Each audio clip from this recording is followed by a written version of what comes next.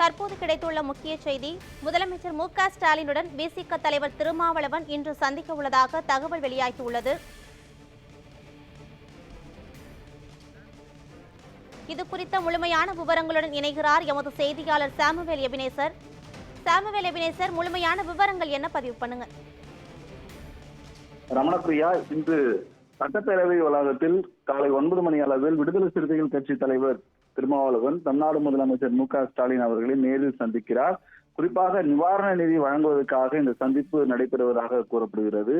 குறிப்பாக அண்மையில் நடைபெற்றிருந்த விகடன் பதிப்பகம் சார்பில் வெளியிடப்பட்டிருந்த அனைவருக்கும் தலைவர் அம்பேத்கர் என்ற புத்தக வெளியீட்டில் நடிகர் விஜயும் அதே போல தமிழக வெற்றி கழகத்தின் தலைவருமான விஜய் பங்கேற்று அதே போல விசிக துணை பொதுச் செயலாளராக இருக்கக்கூடிய ஆதவ் அர்ஜுன் நடத்தப்பட்டிருந்த அந்த நூல் வெளியீட்டு விழாவில் பெரும் பரபரப்பையும் சர்ச்சையும் ஏற்படுத்தி இருந்த நிலையில தற்பொழுது இன்று விடுதலை சிறுத்தைகள் கட்சி தலைவர் திருமாவளவன் அவர்கள் தமிழ்நாடு முதலமைச்சர் மு.க. ஸ்டாலின் அவர்களை சந்திக்கக்கூடிய இந்த சந்திப்பு மிக முக்கியத்துவம் வாய்ந்ததாக பார்க்கப்படுகிறது.